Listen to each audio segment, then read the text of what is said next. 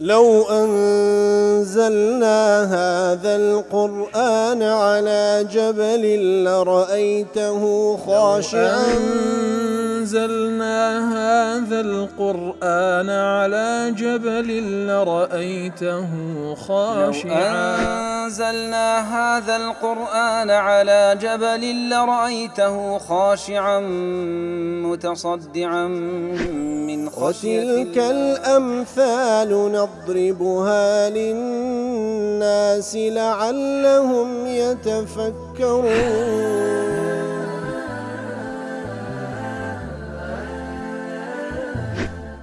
الحمد لله والصلاة والسلام على رسول الله وعلى آله وصحبه ومن والاه. السلام عليكم ورحمة الله. بەڕێزان خۆشحاڵم لەوانەی 1996 لەوانەکانی تەفسیری قورئانی پیرۆز بێمەوە خزمەتتان بە مەبەستی ڕەزامەندی رب العالمین و هیوادارم ئێوەی ئازیز سوودی لێوە بگرن. أعوذ بالله من الشيطان الرجيم. بسم الله الرحمن الرحيم. أكان للناس عجبا أن أوحينا إلى رجل منهم أن أنذر الناس وبشر الذين آمنوا أن لهم قدم صدق عند ربهم قال الكافرون إن هذا لساحر مبين. بەڵێ خۆشەویستان ئاەتی دووەم لە سوورەتی یونس رب العالمین لە دوای ئەوەی لە ئاەتی یەکەم باسی لە قورئانی پیرۆز کرد، اینجا باس لە پێغەمبەرایەتی پێغەمبەرێکە صلی الله عليه وسلم. ئایا خەڵکی سەریان سوڕمایە و تەعەجوبیان مایە کاتێکەوە لە بۆ پیاوێک لە ناو ئەوان کە مەبەست محەممەد المستەفا صلی الله عليه وسلم وەحیمان ناردیە و هەروها بووە بە پێغەمبەر و تەکلیفمان لێ کردێکەوە خەڵکی بترسێنی لە شرک و لە کاری خراپە و مژدە بە ئیمانداران بدە بۆیکەوە ئەجرێکی چاچیان هەیە لای پەروەردگاریان بەو کردەوە چاکانەی کەوا ئەنجامیاندایە. لای خەڵکی ئەوە شتێکی سەیرە،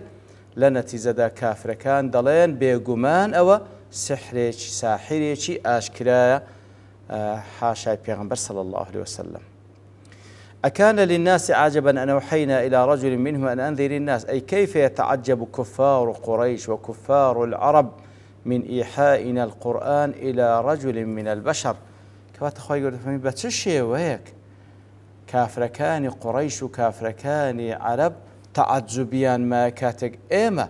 قرآن من بوحي لو بياويك لناو بشريد ناردية كمحمد المصطفى وهروها فرماني بكراكوا ينذر جميع الناس عقاب الله على الكفر به ومعصيته. تكليفي لكرا محمد المصطفى صلى الله عليه وسلم للان خواي قولوا بوحي لبوهاتيا كوا خلشي بترسينيتن لعقاب الله تعالى لسر أو كفري كوا ببيامكي أوي ذكن وهروها معصية سربيتي فرماني الله تعالى ذكن. محمد رشيد رضا دلي المراد بالناس كاتك أخوي قلت فرمي أن أنذر الناس كبيغمبري روانا كدر بويكوا إنذاري خلشي بكاتن دلي ليردا أو ناس كفار مكة ومن تابعهم في إنكار نبوة محمد صلى الله عليه وسلم. وبستك ليردا كافركاني مكة كأوان يكم كذبون لنا وخلشي خواي قول سبحانه وتعالى رجع بيغمبره صلى الله عليه وسلم أواني إنذار كركاتي كم كسك مخاطبا بقرآن بيروس كافركاني قريشيبون إنزال دوايوانيش همو خلشي بقشتي برام لسرتاي دابزين صورتك دلي ما بستكلا أو ناسا كافركاني مكة وهروا أوي لدوايوان دين لإنكار كردني بيغمبراتي محمد المصطفى صلى الله عليه وسلم. ابن عاشور دلي لو أطلق الناس على طائفة من البشر والمراد المشركون من أهل مكة. لو أتدا لسر طائفة لنا وخلشي خواي قولناوي لناينا الناس ما بستكش مشركان مكينا لبروي لسرتا هر أوان ما بزبون لو وحيو واتا لبو أوان توزيه كرابو. وهذا الإطلاق مثل ما في قوله إن الناس قد جمعوا لكم لهاوشوي أوش وكل سورة آل عمران خواي قول سبحانه وتعالى دا فرميتن كوا هانديك هاتن كوا هارشان لبيغمبر ذكر صلى الله عليه وسلم لدواي أحد ديانغو إن الناس قد جمعوا لكم خلشي كوبوينو لسرنغو دیارە مەبەستیش لەو کاتی هەر کافرەکانی قوڕیشی و هاوپەیمانەکانیان بوون بەڵام ناوێن لێنە هەموو خەڵکی کەواتە ئوسلوبە لە قورئان پیرۆز هەیە. والناس الثاني يعم جميع البشر الذين يمكن إنذارهم كواتا أو لفظ الناس كلير داهاتيا كان الناس عجبا أن حين إلى رجل منهم أن أنذر الناس إتر دلي لفظ الناس كدواتري هاتيتوا ما بس تيدا همو بشريته أو كوا ممكن بي بيغمريان بقاته صلى الله عليه وسلم فهو عموم عرفي، ولكون المراد بالناس ثانيا غير المراد بأول ذكر بلفظه الظاهر دون أن يقال أن أنذر. كواتا لا يكم أكان للناس عجبا أنا وحين رجل أن أنذر الناس كواتا ناس يكم أكان للناس عجبا قريش كان كخواي سبحانه وتعالى دبا خلق ناويان دبا باشان وصفي بيامكي بيغمبر كسر وسلم أن أنذر الناس خلشي ئاگادار بکەوە. طبعا ئەوەی کەوە ئومەتی داوای پێغەمبەر صلی الله علیه وسلم پێغەمبەر صلی الله علیه وسلم دوو ئومەتی هەیە، ئومەتێکی داوە، ئومەتێکی ئیجابە. ئومەتی داوای پێغەمبەر صلی الله علیه وسلم هەموو خەڵکیە، هەموو خەڵکی، هەموو بەشەریەت لە کاتی هاتنی پێغەمبەر صلی الله علیه وسلم هەتا وەکو دنیا خرا دەبێەوە هەمووی ئومەتی داوای پێغەمبەر صلی الله علیه وسلم مەشمولن بە داوای پێغەمبەر صلی الله علیه وسلم. ئومەتی ئیجابەی پێغەمبەر صلی الله علیه وسلم ئەوانە کەوە وەڵامی پەیامەکەی دەنەوە واتە ئەوانە ئومەتی ئیسلامن. ئیتر ئەکان للناس عجبا یەکەم جار ناسی یەکەم مەبەستەیدا قوڕیشیەکانێکەوە ئەوان سەریان سوڕما بکوو دەبی، یعنی خوای گەورە کەسێک بنێت لە بەشەریەت لە بۆی کەوە ئەو پەیامە پیرۆزەی پێبەخشی کە ناسی دووەمیش باسکەن ئەنذیر الناس مەبەستەیدا هەموو خەڵکیە، مەبەستەیدا هەموو خەڵکی. لێ دەفەرمی ناسی دووەم جیاوازە لەگەڵ ناسی یەکەم، لێ ناسی دووەم خوای گەورە دیسان هینایتەوە نەیفەرم ئەن ئەنذیرهم. ڕاستە ئەو ناسە کەوا مشرکەکان قوڕیشە سەریان سوڕما لە هاتنی پێغەمبەر صلی الله علیه وسلم لە بۆ چ شاتی ئەو پێغەمبەر صلی الله علیه وسلم بۆی هەموو بەشەریەت هەموو ناس ئینذار بکات و هەروە ئاگاداریان بکاتەوە. ئیتر مەبەستەکە لە ناس یەکەم و دووەم لێک جیایە. رازي دلي هذا التعجب يحتمل وجهين أو تعجبة دوش الله خدي كمان أن يتعجب من أن يجعل الله بشرا رسولا كواتا كافر كان قرشي كخواي يقول لي الناس نبياني برديه دلي دوش التعجبي أوان خود قريتوا يا كمان بوي كوا تعجبيان ما بكود بي خواي جورا كسيق لنا وبشر لنا أو بشر تبي كاتب پیغمبري خوي وكل سندين زي قايدك لبوني من سورة الإسراء دفن أبعث الله بشرا رسولا وتستريان صرنا يعني لنا وبشرية خواي يقول پیغمبرك دنيري ماشيان تصور نذكر تعجبي دواميان ألا يتعجب من ذلك بل يتعجب من تخصيص محمد عليه الصلاة والسلام بالوحي والنبوة كواتا كاتك كذا فرمي أوان تعجبيان ما بكو خواي جورا بابرين محمد المصطفى صلى الله عليه وسلم كاتب پیغمبر يعني أو تعجبيان أصلا لأصل بشريت كودا بكسك بالبيغمبر يعني تعجبي دوام أو كوا قيدناك لبشري بلام كودا بمحمد المصطفى صلى الله عليه وسلم لقلوا كاتي كوا كسك فقيرة كسك يتيمة إتر فهذا بين أن الكفار تعجب من ذلك كواتا يعني وتل بشرية بيان غريبة كسك بتوم يعني وتل نا بشرية قينا بس لو دبي أو كسك وفقير وندار بيتيمي برورد أبوه. وأما بيان أن الله تعالى أنكر عليهم هذا التعجب كواتا أو التعجب وان لو اشتيه يترخواي جورش إنكاري أو تعجبي أواندك إنكاري أو تعجبي أواندك كاتك أكان للناس عجبا كاتك أكان للناس عجبا لفظ الاستفهام ومعناه الإنكار كواتا ليردا أو صيغي استفهامي استنكاري بيدا قوتري يعني أو خلقت بي تعجبا كخواي جوري يكك لبشرية بنيري كمحمد المصطفى صلى الله عليه وسلم بتبيغمبري خوا كواتا صيغي استفهامي إنكاري بيدا قوتريتن كواتا خواي جوري إنكاري استفهامك أواندك إنكاري تعجبك أواندك كبراسي أو اشتي أوان سريان ليصور ما بيان تعجبه زيكي تعجبني يا زور آسائية. وهروها حرازي دلي كاتك وخواي جوري بيغمبري ناردية يكم زال أنذر الناس أو زو بشير قدم الإنذار على التبشير يا كم زار خواي جوري باسي لإنذار كردية باسي لترساندن كردية أو زار باسي لمجددان كردية لأن التخلية مقدمة على التحلية ئەوە وەکو قاعیدەیەکە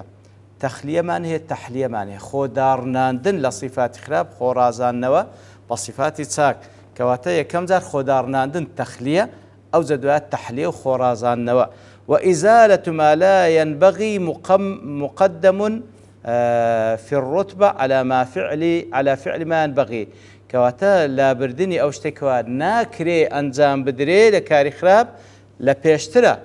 لەوەی کەوا فەرمان بکرێ بە شتێکی چاک کەواتە کەسێک دەبینی کە وازی لە واجبێکی نایە و خراپەیەک ئەنجام پێویستە پێی گوتێکم واز لە خراپەکە بینە ئەو جا دوایش کاری چاک ئەنجام بدە. لا تفسير منار محمد رشيد رضا ضل عبر عن كفار مكة ومتابعهم بالناس كاتك واخوي قلت أكان للناس عجب أوكو باس ما كر ليردا ما بس تكتشي كافر كاني مكنة وأويل دواي أوان هاتن أوان أخوي يقول بناس ناوي بردينا لأن هذه الشبهة على الرسالة قد سبقتهم إليها أقوام الأنبياء قبل نبينا محمد صلى الله عليه وسلم كواتا فعلا أو قريشاه كاتكوا إنكاري ياخذ شبهي أو هي كودة بمحمد المصطفى صلى الله عليه وسلم كبشريك ويبت بيغمبري خواي جورا خواي يقول لو بناس نامي برديا راست قريش خو همو خلشينين تفهم بري أوان بشكل لو أمتان بيشو تريش كبهمان شوا همان هلويستيان همان هلويست سلبيان هبران بربا بيغمبر كان يعني عليه الصلاة والسلام. ابن تيمية لا كتاب النبوات ضلي بيان أن النبي صلى الله عليه وسلم منذر لجنس الناس لو آتى براستي بلقيت ذا كخوي أن أنذر الناس كواتو بآتى بلقي لو سألوي كوا بيغمبر صلى الله عليه وسلم آقادار كروية إنذاري همو خلشي دكا وأنه من جنس الناس وبخوشي يكيك لو خلك وأنه لا يختص به العرب دون غيرهم وكواتب بيامكي بيان صلى الله عليه وسلم تايبتني بعرب نخير وإن كان هم أول من أرسل إليهم وبلسانهم أجرتي أوان يكم كسن كوا بيان صلى الله عليه وسلم لبوان روان كرا وبزماني أوان الشعب بلام بيامكي بيان صلى الله عليه وسلم وكل يرد أنذر الناس وما أرسلناك إلا رحمة للعالمين كواتب بيان صلى الله عليه وسلم بيامتي ججيرة لبوها مو بشرية هاتيا. ابن عاشور ضلي أو همزة لا أكان للناس أكان لإنكار التعجب والتعجيب منه كواتا كخواي قول باس للتعجب سرسرماني كافركان دكاتن لوي كوا خواي قول بيغمبر شروعنا كذا ألفكي كهات سركانة لبو إنكار كردني أو تعجبي أوانا وهروها أصلا تعجبي أوان زيغاي تعجبه. وفائدة إدخال الاستفهام المستعمل في الإنكار على كان دون أن يقال أعجب الناس خايقول نفهم أعجب الناس أكان للناس عجبا الدلالة على التعجب من تعجبهم المراد به إحاطة وحي إلى البشر كواتل لما بس تكسيا خايقول سبحانه وتعالى دفرمي أصلا تعجبي أوان لهاتني بيغمبريق لبشريت زيقاي تعجبه أو تعجبي أوان زيقاي تعجبه. وبشر الذين آمنوا أن لهم قدم صدق عند ربهم إنذار خلشبك يا رسول الله وهرم مجدبة إيمان داران بدا أن لهم قدم صدق عند ربهم أيوة كيف عجب الكفار من إيحائنا إلى بشر منهم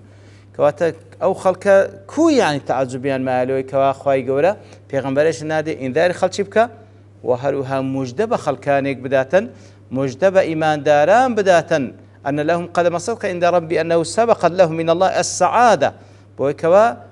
مجدب إيمان داران بدا كوال لان الله تعالى بختوريان لو برياد درال لوحي محفوظ بتي بسبب ما قدموا من أعمال صالحة بسبب أو كرد وتساكاني كوا بيشان يخستيا وهو بسبب إيمانيا بمحمد المصطفى صلى الله عليه وسلم بيغمبريك أو بيغمبريك كوا رينمونيان دكال لبو أو خيري كبلو بهشتيان دبا. قدم الصدق أن لهم قدم صدق عند ربهم أي تقدمة خير من الأعمال الصالحة قدم الصدق واتا أو كردوتاكا باشانك وببيش خوان يخستي لاي پروردگاريان لبويان نسرايا وكل سابق في خير أو شر فهو عند العرب قدم كواتا للاي عرب هر شتێکەوە خێر بیان چاکە ئینسان بە پێش خۆی بێخی ئەو پێوترێ قەدەم لە قەدەمەوە هاتیە کەواتە ئینسان شتێکی بە پێش خۆی خستێ پێوترێ قەدەم ئەسڵی قەدەمیش دەڵێ يدل على سبق قدم زياتر أويكوا بيش خسري لازمان البيغوتري قدم. والصدق قدم صدق يعبر عن كل فعل فاضل ظاهرا وباطنا. كواتا الصدق تعبير ذكري لبو هر كردويك لبو هر كردويك تساك أو جب ظاهر أنزام بدري يان بباطنه لناودل. وكل شيء أضيف إليه فهو ممدوح. هر شيء إضافي صدق بكريتن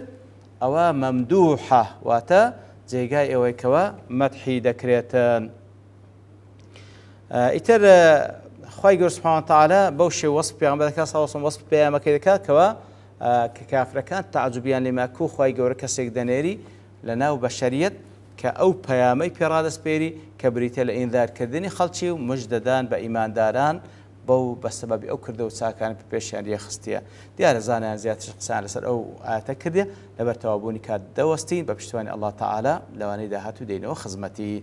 وصلى الله وسلم على نبينا محمد وعلى آله وصحبه أجمعين وآخر دعوانا أن الحمد لله رب العالمين. لو أنزلنا هذا القرآن على جبل لرأيته خاشعا أنزلنا هذا القرآن على جبل لرأيته خاشعا أنزلنا هذا القرآن على جبل لرأيته خاشعا متصدعا من خشية الله. وتلك الأمثال نضربها للناس لعلهم يتفكرون.